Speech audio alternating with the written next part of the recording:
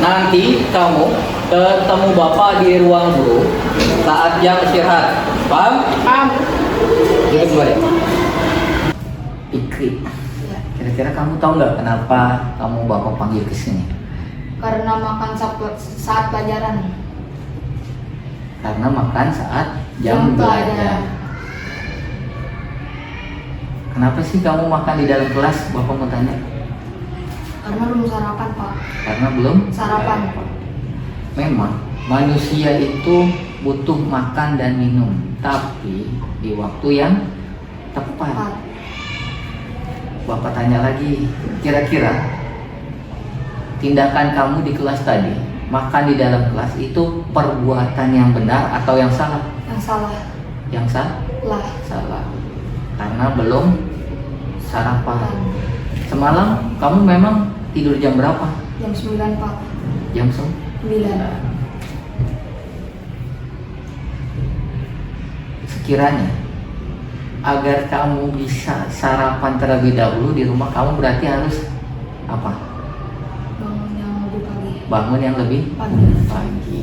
Kamu masih ingat kan keyakinan kelas kita yang Masih. nomor berapa? Nomor 3. Bunyinya gimana? Makan saat jam belajar. Ya, tidak makan di saat jam belajar. Berarti kalau kamu perilaku yang sekarang sudah melanggar.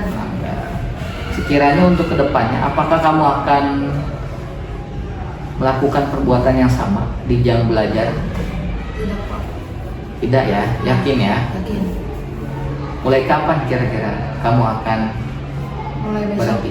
Mulai besok. Ya. Bapak harap perilaku kamu tidak diulangi kembali. Ya, Pak. Dan besok sarapan terlebih dahulu Di rumah. di rumah agar tidak makan saat jam Belajar. Selamat pagi anak-anak. Gimana kabar kalian? Pada pertemuan kemarin, Bapak sudah memberikan tugas kepada kalian. Bapak harap kalian mengerjakan semua. Nah, pada hari ini Bapak minta tolong kumpulkan tugas kalian di meja Bapak. Ayo berdiri, kumpulkan.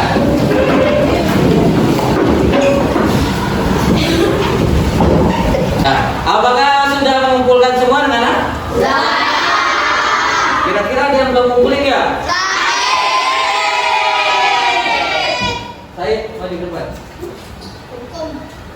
Nanti kamu ketemu Bapak di ruang guru selesai jam istirahat, oke? Dan duduk kembali. Saya, Ya. kamu tahu nggak kamu Bapak panggil ke sini kenapa? Tahu. Karena apa? Karena tidak mengerjakan PR. Alasan kamu tidak mengerjakan PR kenapa? Karena kesiangan. Memang semalam tidurnya jam berapa kamu? Jam 9. Tapi bangunnya jam setengah 6. Memang manusia itu semuanya butuh tidur, Ya. tapi harus diatur dengan waktu yang sebaik-baiknya. Kamu masih hafal tidak keyakinan kelas yang ada di kelas kita? Poin berapa kira-kira kamu melanggar itu? 2. Poin kedua yang berbunyi siswa wajib mengerjakan tugas yang diberikan oleh guru. Kalau kamu sudah hafal keyakinan kelas, ada nggak konsekuensi yang kamu dapatkan atau hukuman yang kamu terima dari Bapak? Ada kan? Sekiranya, apakah kamu akan seperti ini lagi untuk hari berikutnya? Tidak. Tidak yakin. Yakin. Bapak harap kejadian seperti ini tidak terulang Balik. paham ya? Paham.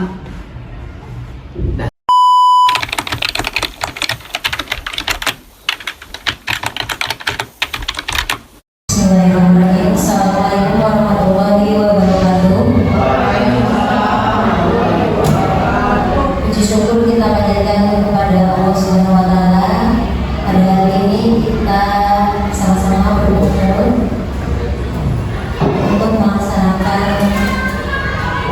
kegiatan diseminasi budaya positif yang akan nanti disampaikan oleh Pak Yoga.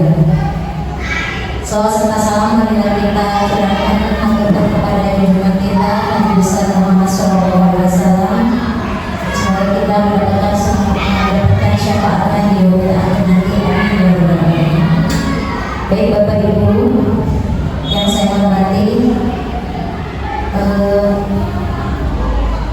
saya akan membacakan susunan acara pada kegiatan hari ini. Yang pertama yaitu pembukaan. Marilah sama-sama kita buka acara ini dengan membacakan basmalah. Bismillahirrahmanirrahim. Semoga acara kita berjalan lancar sampai akhir. Amin ya rabbal alamin. Acara yang kedua yakni sambutan. Sambutan akan disampaikan oleh Ibu Juleria. Kepada Ibu Juleria, persilakan. Terima kasih. Bismillahirrahmanirrahim. Assalamualaikum warahmatullahi wabarakatuh. Kepada yang hormat Ibu Kepala Sekolah yang hari ini dalam waktu yang sama sedang melaksanakan rapat anjab, jadi beliau tidak bisa mengikuti acara diseminasi Prayoga. Kemudian yang hormat kepada Ibu Wakil Kepala Sekolah Ibu Rohimah yang saat ini pula sedang menjalani rapat juga pelatihan. Kemudian yang hormat kepada Ibu Bapak guru yang luar biasa. Puji syukur kepada Allah Subhanahu wa Ta'ala yang telah memberikan rahmat dan hidayahnya sehingga kita bisa berkumpul bersama dalam acara diseminasi budaya positif yang akan disampaikan Pak Yoga Juliansa. Pada saat yang sama pula banyak orang-orang di luar sana itu tidak diberikan kesehatan, maka patutlah kita bersyukur kesehatan itu ternyata adalah barang yang mahal ya Bapak Ibu. Kemudian tidak lupa juga selawat serta salam kita panjatkan pada Nabi Muhammad SAW, di mana beliau yang mengarahkan kita dari zaman yang gelap sampai zaman yang terang benderang, yang mengangkat manusia, mengangkat derajat manusia, memanusiakan manusia ya Bapak Ibu. Kemudian Bapak Ibu, hari ini Ibu Didi berpesan semoga diseminasi Prayoga berjalan lancar Prayoga, kemudian bisa diimbaskan kepada teman-teman semuanya sehingga hatinya bisa tergerak ikut pelatihan guru penggerak ya Bapak Ibu. Kenapa? Karena guru penggerak itu luar biasa, materi yang diberikan juga sangat luar biasa dan jadi modal buat guru-guru, karena kita itu adalah tombaknya pendidikan, di mana tombak itu harus diasah biar tidak tumpul, perlu tajam sehingga bisa menembus ke dada anak-anak, sehingga anak-anak bisa menjadi cerdas, kemudian berakhlakul karimah ya Bapak Ibu.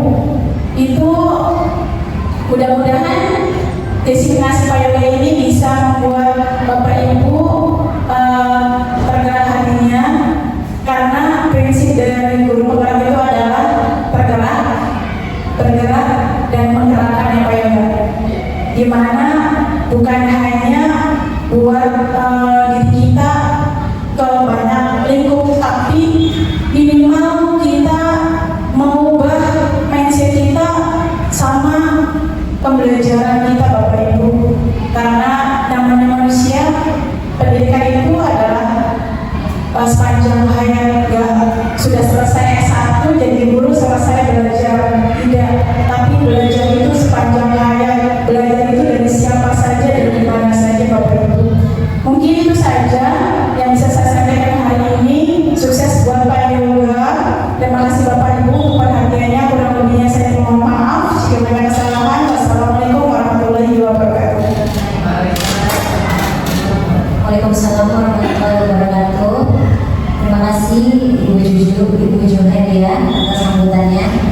Baik, kita langsung ke acara inti, yaitu desiminasi yang akan dibawakan atau di narasumbernya dari Pak Yoga. Kepada Pak Yoga dipersilakan.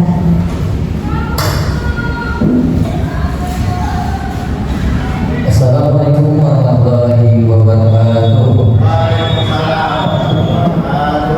Yang terhormat Ibu Didi Nurdianti selaku Kepala Sekolah SD Kampung Rawa 02 yang berhalangan hadir. Yang terhormat Ibu Wakil Kepala Sekolah Bidang Kurikulum Rohimah. Yang terhormat Ibu Wakil Kepala Sekolah Bidang Kesiswaan Bu Yuheri Hasaka, Ibu Bapak yang bisa hadir pada hari ini. Salawat serta salam tak lupa saya kita haturkan kehadiran Allah Subhanahu wa Ta'ala yang telah memberikan kita kesehatan, sehat jasmani dan rohani pada hari ini. Pada hari ini saya akan menceritakan pengalaman mengikuti guru penggerak mengenai materi budaya positif atau budaya disiplin positif.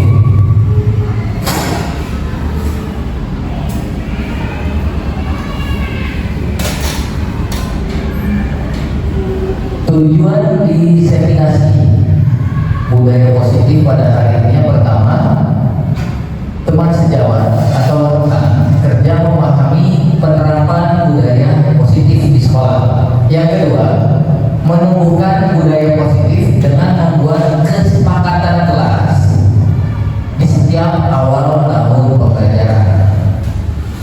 Yang ketiga, menumbuhkan nilai-nilai profil pelajar Pancasila pada murid dalam proses pembelajaran, dari mulai beriman, bertakwa, mandiri, berkarakter kritis, kreatif, gotong royong, serta berkeminatan global. Sebelum Ibu Bapak melihat gambaran, supaya lebih bersemangat lagi, kita yel-yel SDN Kampung Rawa terlebih dahulu ya. Tiada prestasi tanpa disiplin, tiada keberhasilan tanpa disiplin, tiada kesuksesan tanpa disiplin. Disiplin adalah bagian hidup kami. Yes. Untuk selanjutnya, mungkin yang di belakang bisa maju ke depan dulu. Oh, Pak Heru. Ya, biar lebih jelas lagi untuk paparannya. Di sini saya menampilkan sebuah gambar. Coba Ibu Bapak perhatikan. Kira-kira gambar ini bermaksud tentang apa? Ada orang lagi nanam padi, ada anak-anak lagi memanen jagung, ada bunga matahari. Dari gambar ini Ibu Bapak akan tahu apa dan tujuan apa yang akan saya bahas pada kali ini. Coba dilihat dulu nih, diperhatikan gambarnya. Saya tanya Bu Yanti.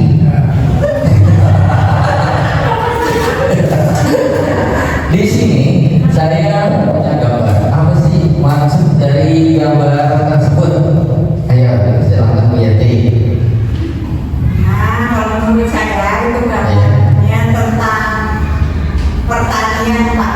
Tentang pertanian, boleh. Coba menurut Bu Ros, gambarnya lagi ngapain nih? Ada yang berkebun, menanam jagung, ada bunga matahari dan lainnya. Apa sih maksud dari gambar ini? Maksud dari gambar tadi bahwasanya Ki Hajar Dewantara itu pernah berkata, guru itu sebagai petani dan peserta didik itu sebagai bibit atau benih tanaman. Ini merupakan salah satu filosofi Ki Hajar Dewantara. Jika bibit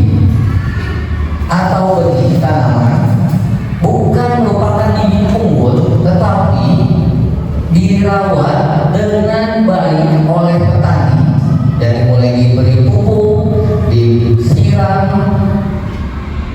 dan diletakkan di tempat yang tepat atau kena cahaya matahari, maka bibit tersebut akan tumbuh dengan baik. Sebaliknya, meskipun bibit yang ada merupakan bibit unggul, tapi kalau dirawatnya tidak baik, tidak disiram, tidak diberi pupuk, tidak ditaruh di tempat yang terkena matahari, bibit tersebut tidak akan menghasilkan atau tumbuh menjadi tanaman yang bagus atau yang baik. Untuk menghasilkan produk yang baik tersebut atau yang bagus, diperlukan sebuah penerapan budaya disiplin positif. Jadi ini ada kaitannya nih Bapak. Saya bukan bermaksud untuk menggurui pada kali ini. Saya ingin berbagi ilmu atau pengalaman yang sudah saya lakukan di guru penggerak. Jadi ini maksud dari gambar yang sudah saya tampilkan.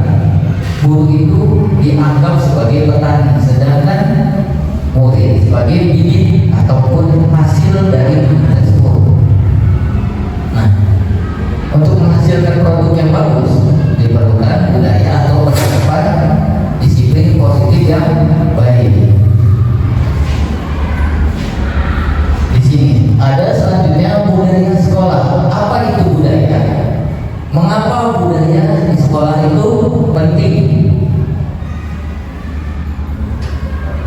Selanjutnya, budaya itu merupakan nilai-nilai ataupun keyakinan dan kebiasaan-kebiasaan yang ada di sekolah yang kita sering berpihak pada murid, sehingga murid dapat berkembang menjadi pribadi yang kritis, penuh rasa hormat dan tanggung jawab. Jadi budaya itu merupakan sebuah kebiasaan atau nilai-nilai keyakinan yang kita jalani selama ini di sekolah.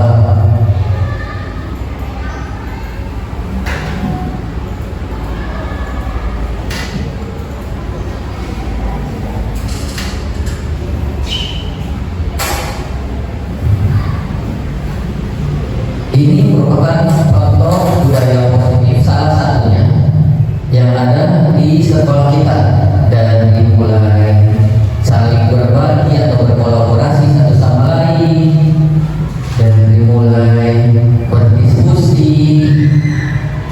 berkolaborasi dengan pihak yang lain, tidak hanya di dalam sekolah namun juga di luar sekolah.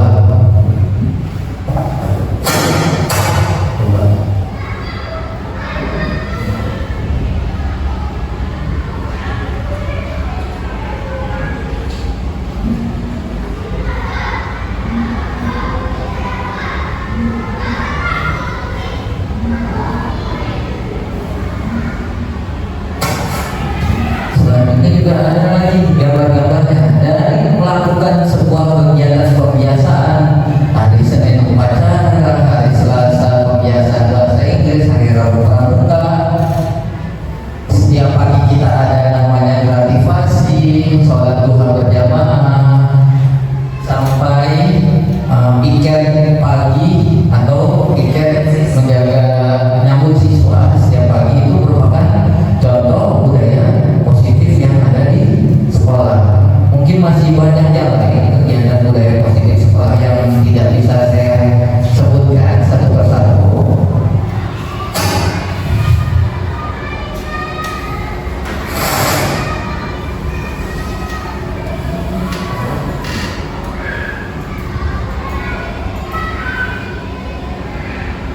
Selanjutnya, materi yang akan kita bahas, budaya positif itu yang pertama ada perubahan paradigma teori kontrol. Yang kedua, adanya hubungan konsekuensi dan restriksi. Yang ketiga, makna disiplin positif. Yang keempat, motivasi atau perilaku manusia. Yang kelima, keyakinan keras.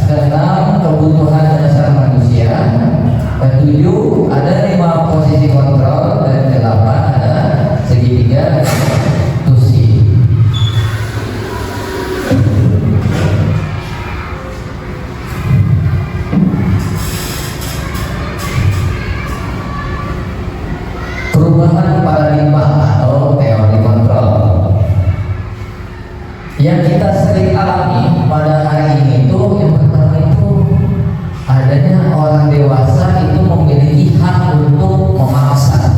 Kita selalu punya berpikir atau pikiran yang dimana guru itu merupakan atau memiliki hak untuk memaksa kepada anak murid. Yang kedua, guru itu mengontrol murid. Yang ketiga, kritik membuat orang merasa bersalah, dapat menguatkan karakter. Yang keempat, penguatan positif, efektif, dan bermanfaat. Nanti dari pola pikir ini, semoga dari hasil kita diskusi pada kali ini, Ibu Bapak mempunyai paradigma baru mengenai cara mendidik atau membiasakan budaya disiplin positif baik di kelas maupun di luar kelas. Nah, di sini adanya perubahan paradigma atau pengetahuan tentang teori kontrol. Dulu saya saat zaman kuliah itu diajarkan mengenai stimulus respon. Apa sih stimulus respon itu? Ada 7 poin yang diantaranya kebutuhan kita sama. Jadi murid itu saya diajarkan murid itu sama satu sama lainnya, memiliki kebutuhan yang sama, pengetahuan yang sama. Yang kedua, semua orang melihat hal yang sama. Yang ketiga, mencoba mengubah orang agar berpandangan sama dengan kita. Yang keempat, perilaku buruk dilihat sebagai suatu kesalahan. Yang kelima, orang lain bisa mengontrol saya. Yang keenam, saya bisa mengontrol orang lain. Yang ketujuh, model berpikir menang atau kalah. Untuk teori kontrolnya atau perubahan paradigmanya, yang pertama kebutuhan satu sama lain beda. Yang kedua, setiap orang memiliki gambaran yang beda. Yang ketiga, kita berusaha memahami pandangan orang lain tentang dunia. Yang keempat, semua perilaku memiliki tujuan, baik itu yang buruk maupun yang baik, pasti ada tujuannya. Yang kelima, hanya Anda yang bisa mengontrol diri Anda sendiri, bukan orang lain. Yang keenam, Anda tidak bisa mengontrol orang lain, begitu sebaliknya. Yang ketujuh, model berpikir menang-menang. Apa sih makna disiplin itu?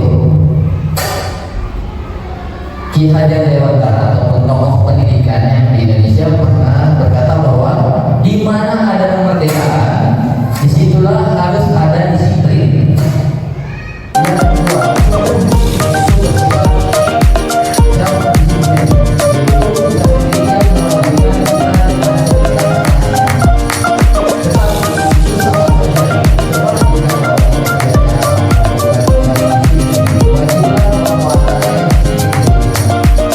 dan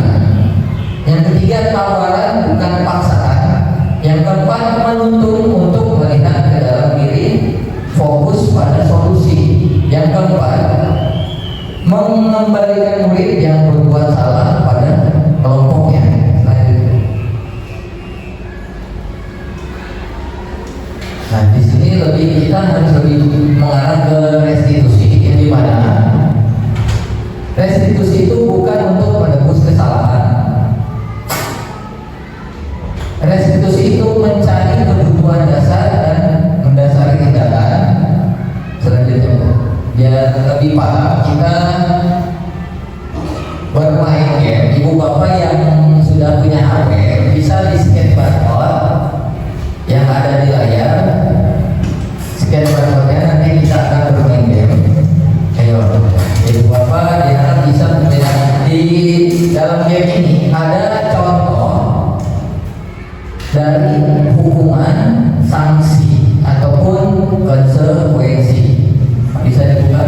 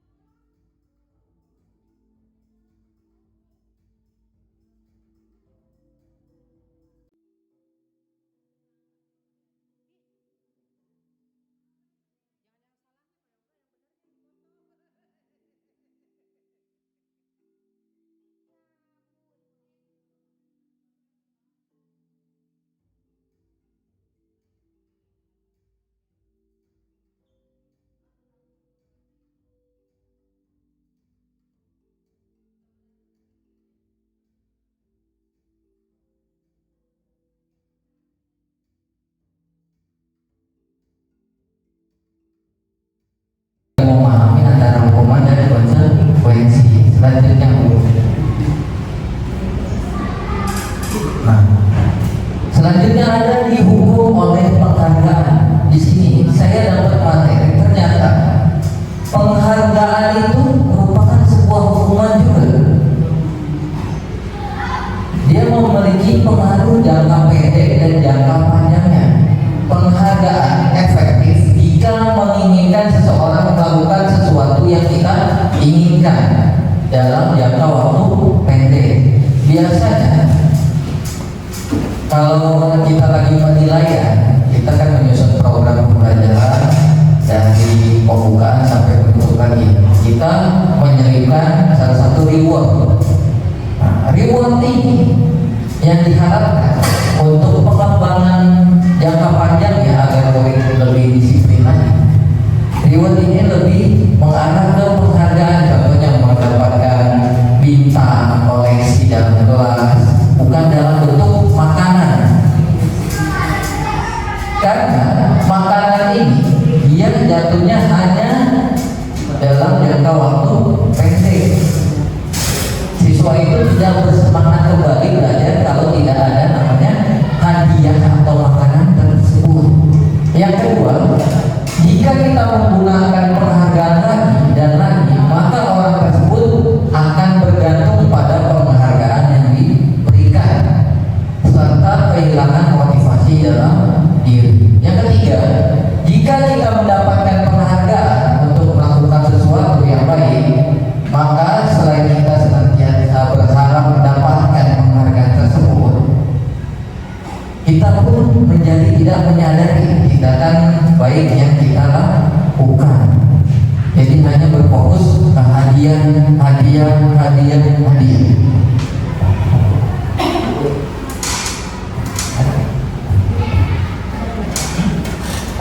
Selanjutnya, adanya keyakinan kelas.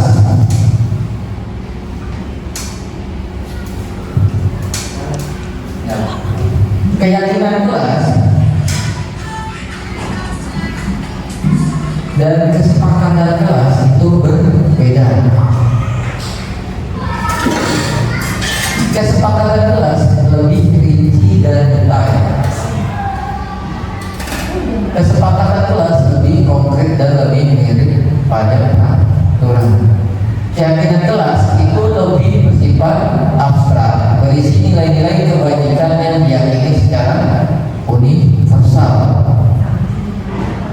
Nilai-nilai kebajikan universal yang disepakati secara tersirat dan tersurat, lepas dari latar belakang suku, negara, bangsa maupun agama.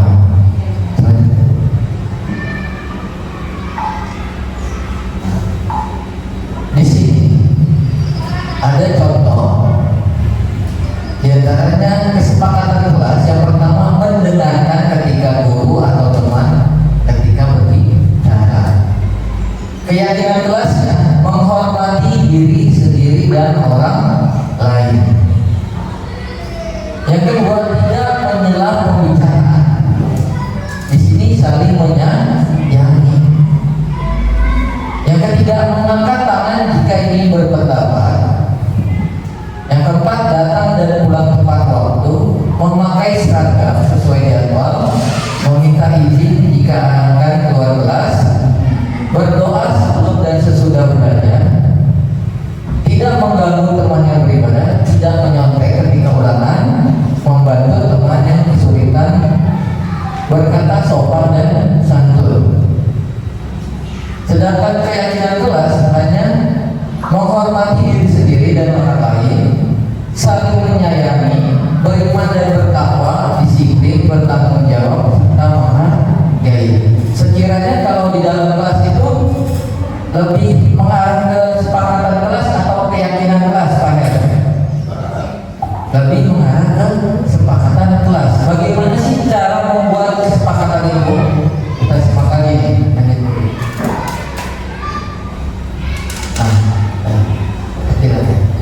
Membuat kesepakatan kelas itu yang pertama, mempersilahkan warga ataupun peserta didik atau murid-murid untuk bercurah pendapat tentang peraturan yang perlu disepakati. Yang pertama itu kita mengidentifikasi masalah dulu nih. Kira-kira di dalam kelas itu murid-murid butuh apa? Contoh, di dalam kelas berantakan, murid-murid butuh kelas yang bersih agar belajar dengan nyaman. Berarti dibentuklah jadwal weekend. Yang kedua, mencatat semua masukan murid ataupun siswa di papan tulis atau di kertas besar, di mana semua anggota kelas wajib mencurahkan isi hatinya atau kebutuhan yang ada di kelas. Lalu susunlah sesuai prosedur pembentukan tersebut. Gantilah kalimat-kalimat dalam bentuk yang negatif menjadi positif. Selanjutnya, Bu. Nah, tadi itu salah satu cara membuat kesepakatan kelas. Sebenarnya kesepakatan kelas itu banyak contohnya di dalam Google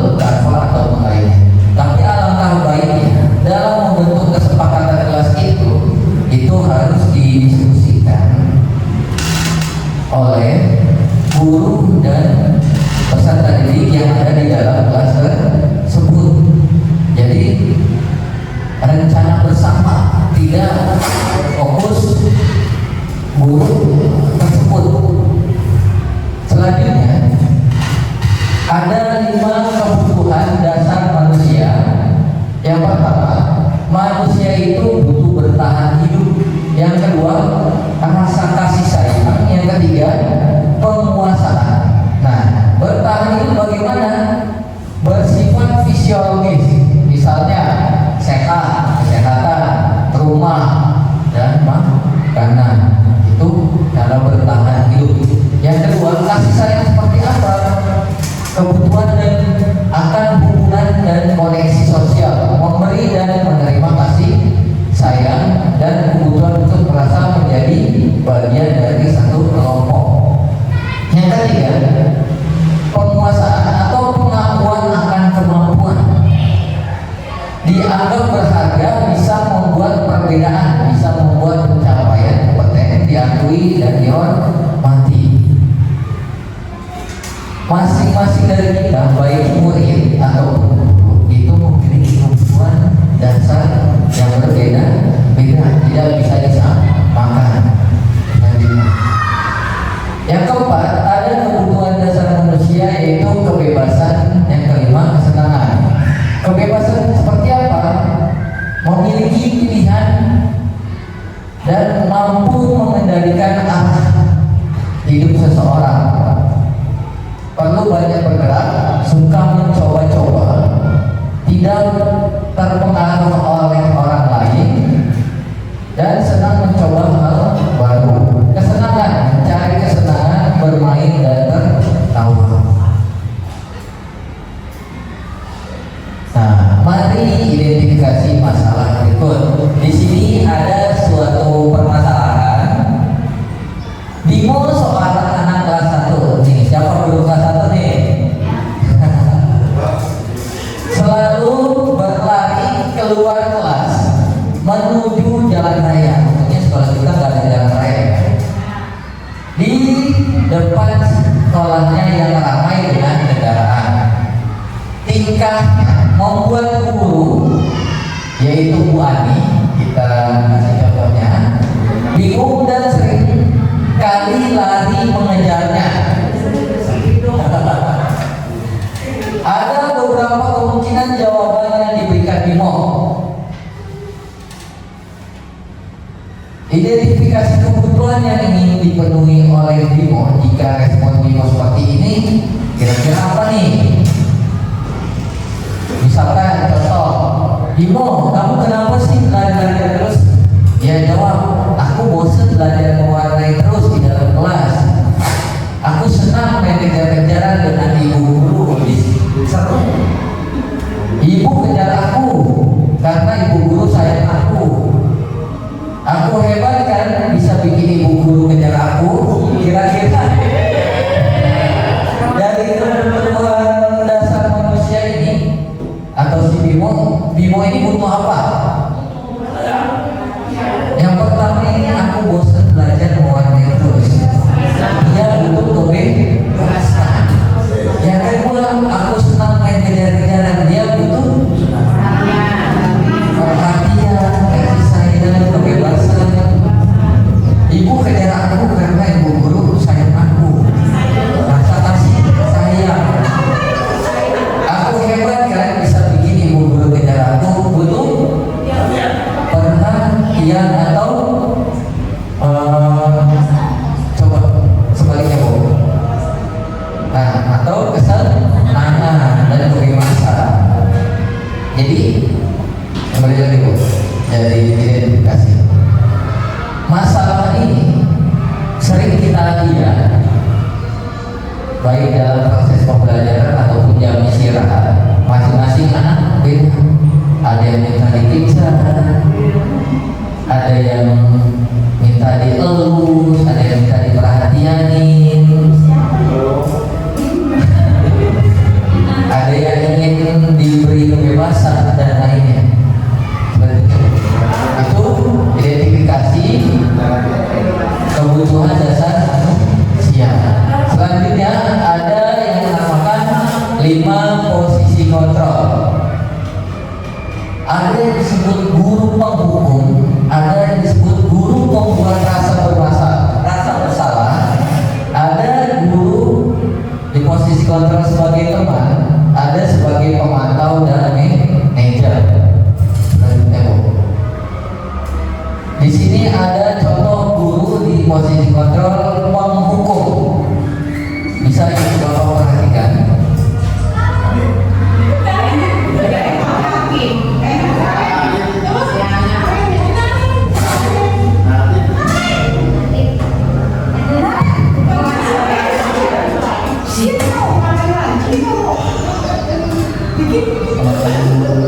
Selalu terlambat. Kamu deh pasti terlambat. Saya Apa coba? Alasan kamu apa lagi? Kapan sih kamu tidak terlambat? Malas sekali ya kamu jadi anak. Dasar pemalas. Gak kapok-kapok sih kamu. Sudah berapa kali terlambat? Sana, kamu keliling lapangan basket 2 kali. kenapa saya harus bermalas Bu? Kenapa? Kamu malah gitu. Berani-beraninya jawab. Sudah terlambat, masih berani jawab pula. Sekarang, keliling lapangan basket 5 kali sekalian. Biar kapok. Cepat. Pergi sana ke lapangan basket. Posisi penghukum biasanya berbicara dengan nada tinggi, menghakimi, menunjuk-nunjuk, menyakiti, dan menyindir. Hukuman bisa berupa fisik maupun psikis. Ibu dan bapak guru hebat, dampak yang terjadi pada murid ketika guru berada pada posisi penghukum adalah murid cenderung akan memberontak, bahkan menyimpan dendam. Ya, di sini kenapa sih kita harus memahami posisi kontrol seorang guru? Contohnya salah satu posisi kontrol penghukum. Penghukum ini berkaitan dengan budaya positif di sekolah. Kalau semua gurunya posisi kontrolnya menghukum, kira-kira sekolah ini dia tertular budaya disiplin positif apa negatif? Negatif. Karena dampak dari menghukum murid itu, murid menjadi pendendam. Yang kedua, tidak menyukai guru atau mata pelajaran yang dimampu. Bisa kita lihat kalau kita sendiri bagaimana posisi kontrolnya. Terkadang kan anak-anak itu saking jujurnya mereka itu mengatakan ke kita, padahal kita itu temannya beliau sendiri. Itu efek dari guru tersebut menerapkan posisi kontrol hukum. Terkadang saya juga sering melakukan posisi kontrol hukum kepada siswa saya. Namun saya banyak belajar dari guru penggerak ini, Ibu Bapak, bahwasanya guru itu salah dalam memposisikan dia atau dirinya sebagai posisi penghukum. Selanjutnya ada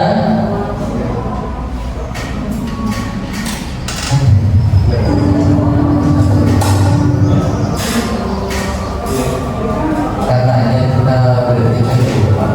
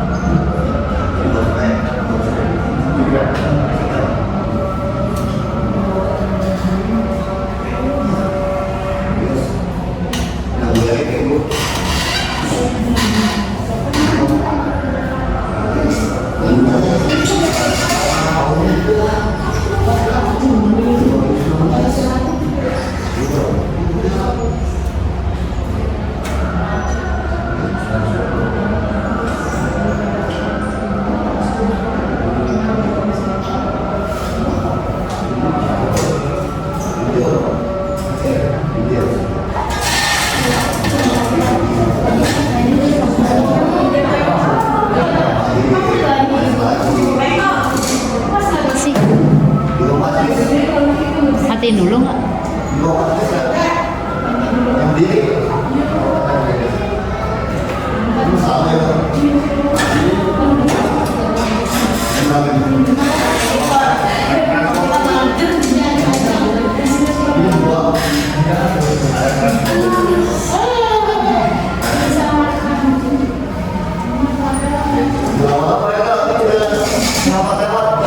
Dan selanjutnya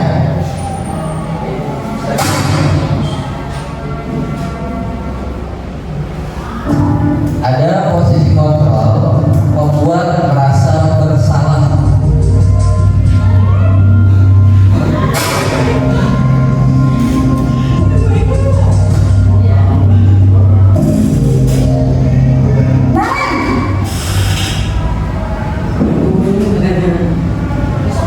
Selamat pagi Bu. Naren, kamu kenapa terlambat lagi, nak?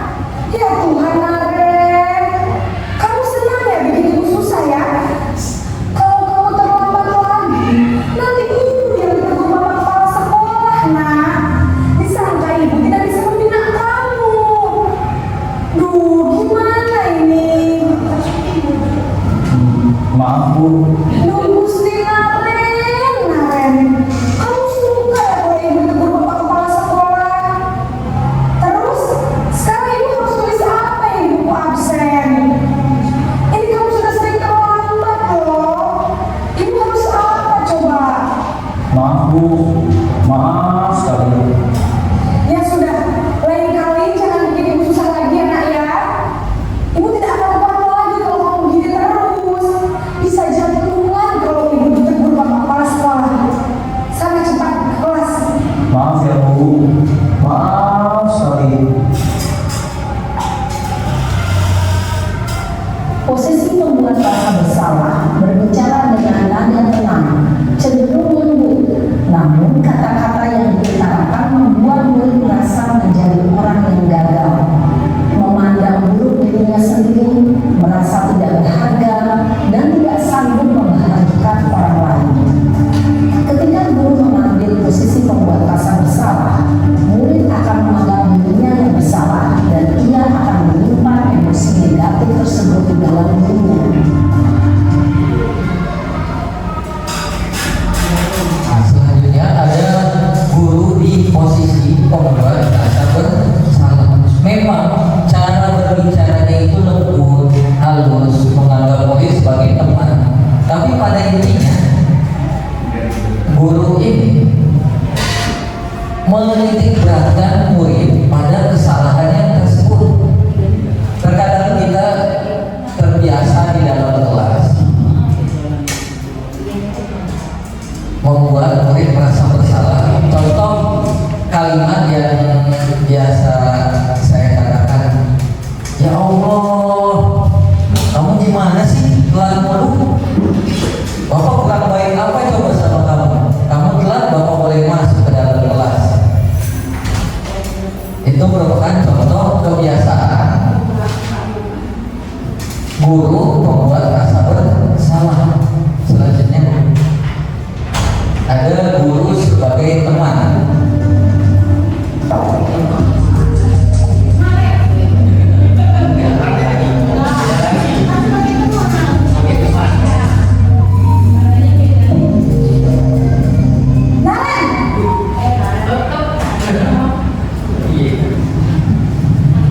Selamat pagi Bu. Wah, sudah jam berapa ini nak? Terlambat lagi ya sayang. Iya Bu, habis ibu saya menolongkan saya Bu. Kamu malah menyalahkan ibu kamu. Kamu ini pakai angkat yang paling kencang. Kok terlambat sih? Iya Bu, saya memang malam-malam tadi, jadi biarpun saya lari kencang, tetap gak kejar Bu. Ya sudah sana, nanti lain kali larinya lebih kencang lagi ya. Biar gak terlambat lagi. Bikin seneng ibu demi ibu. Bisa kan? Bisa Bu. Ya sudah sana masuk kelas.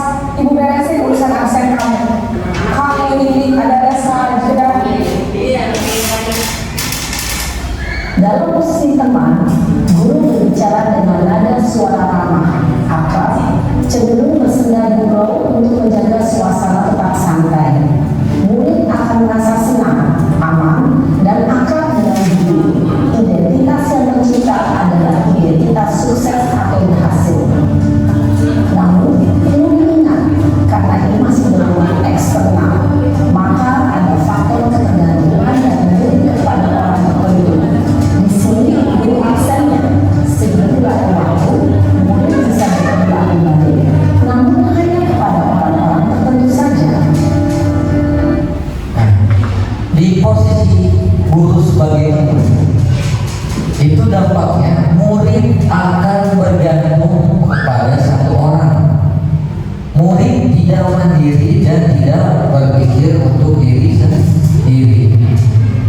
Murid tersebut akan baik pada hanya seseorang saja.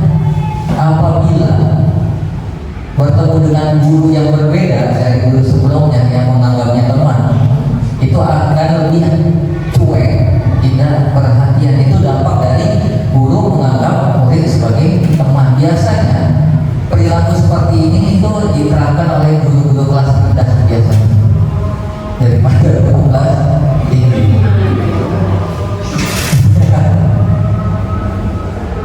Selanjutnya guru sebagai pemantau atau monitor.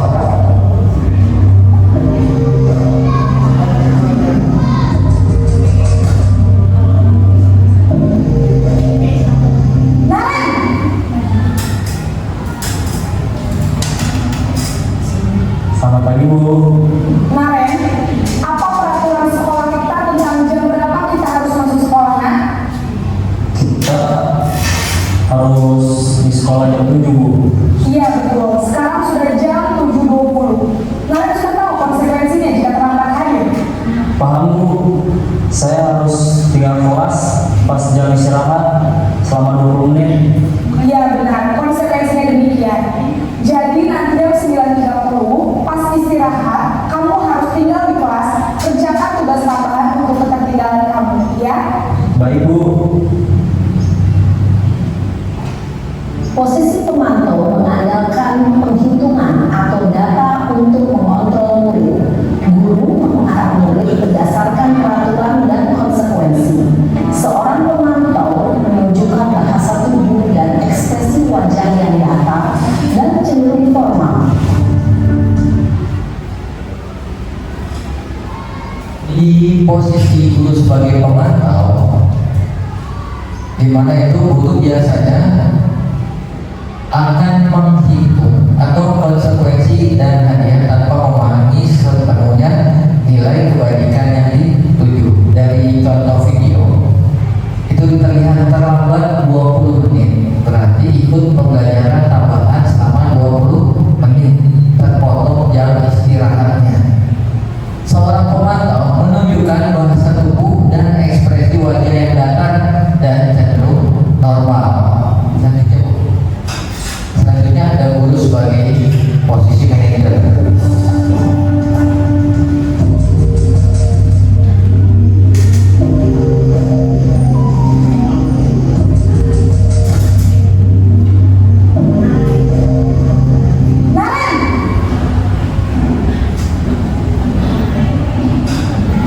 Selamat pagi Bu. Selamat pagi Naren. Maaf Bu, saya terlambat. Iya, sekolah masuknya jam 7, sekarang sudah jam 7.20. Jadi sekarang bagaimana nih Naren? Maaf Bu, saya lupa alarm saya semalam. Baiklah, menurut kamu, keyakinan sekolah yang mana yang perlu kamu tingkatkan? Menghargai diri sendiri dan orang lain mungkin ya Bu. Setuju. Jadi, apakah Naren meyakini prinsip saling menghormati tersebut? Iya Bu, saya meyakininya.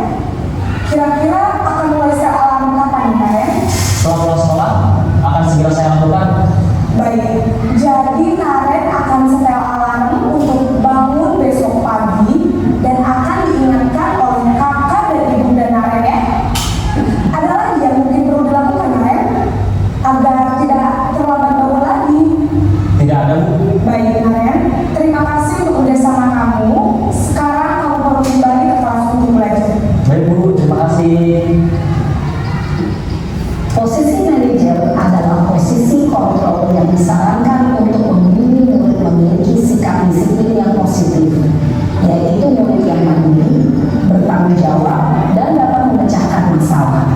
Tujuan dari posisi ini adalah agar murid dapat berefleksi atas tindakannya. Guru akan dengan tulus memberikan pertanyaan-pertanyaan bermakna, sehingga membuat murid dapat belajar dari kesalahannya dan mencari sebuah solusi untuk menyelesaikannya. Pada posisi manajer ini sama seperti restitusi, yang dimana mengajar siswa untuk berpikir atas perilaku yang mereka lakukan, mengajar diskusi sampai meminta siswa menemukan kembali atau menemukan caranya sendiri untuk mengatasi permasalahan ataupun perilaku yang telah mereka perbuat. Seperti itu. Nah, yang saya masukkan tadi, yang saya maksud di sini adalah proses restitusi adalah proses menciptakan kondisi bagi murid untuk memperbaiki kesalahan mereka sehingga mereka bisa kembali pada kelompoknya mereka dengan karakter yang lebih kuat. Fungsi dari restitusi ini atau teori restitusi ini, yang pertama itu ada menstabilkan identitas, yang kedua validasi tindakan yang salah, yang ketiga menanyakan keyakinan kembali.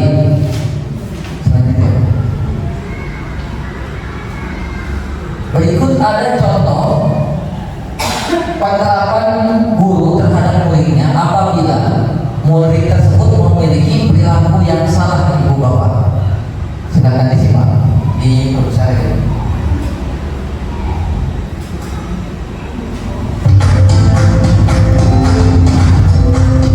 Assalamualaikum warahmatullahi wabarakatuh. Saya Dewi Koma. Pada kesempatan kali ini, saya akan mempraktikkan penerapan segitiga restitusi pada siswa kelas 1 SDN Tunjungan 1. Skenario kasus 1, siswa makan pada saat jam pelajaran.